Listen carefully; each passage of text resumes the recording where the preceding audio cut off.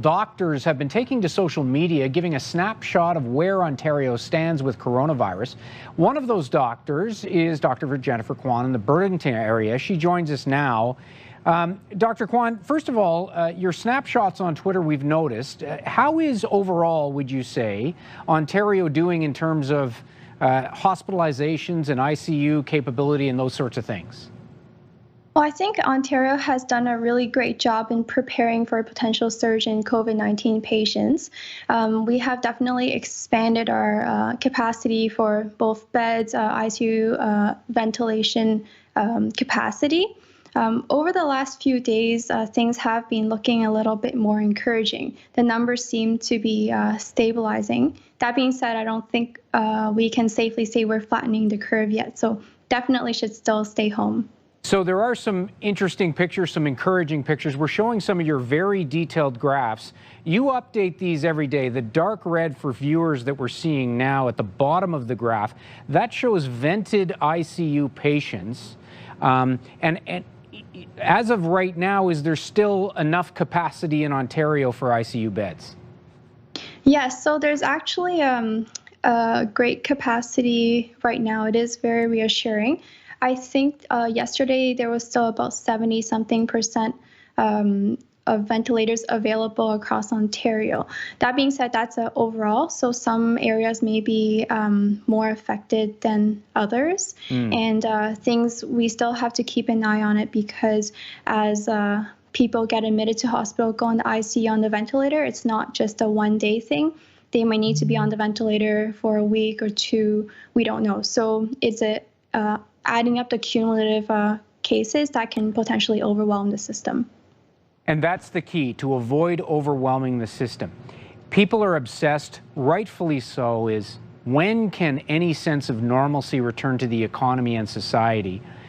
What's your answer to people on that in terms of the pandemic, and what do we have to look forward to? So right now, I know a lot of people are very anxious. They're saying that vaccines may take at least 12 to 18 months to be successfully created and deployed. And even a cure treatment. We get lots of news stories saying this might work, but nothing has been set in stone yet. So I think 12 to 18 months is a very long time for everyone to wait. I think that we can get back to normal in maybe about 3 to 6 months. Not our normal like we're used to, but kind of our new ongoing normal until the vaccines are created.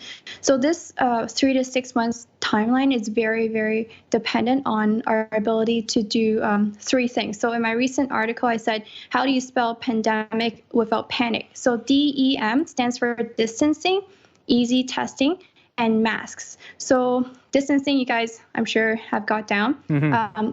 Easy testing, so we need to have fast, cheap, widespread testing that's accessible to everybody so that we can control any outbreaks that occur, and also identify and isolate anybody that may have been affected. And then there's also serological testing, as you know, that can help determine people who are immune, and maybe they can return back to society. And then the second component of that for masks involves universal masking. So masks are going to become more and more commonplace. I think there's going to be a requirement for masks to do anything in public where you may have to interact with others.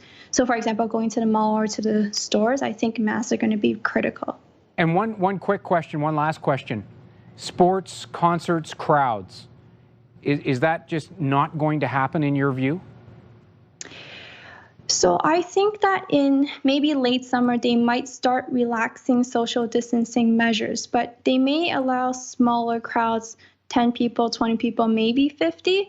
But for concerts that have thousands of people, sports games, I don't think that's going to happen anytime soon. Maybe I would say even next summer, unless we can really deploy the test to a point where every single person going to these kind of events can be tested. Dr. Kwan, appreciate your time, and hopefully we'll have you on again. Thanks so much. Thank you.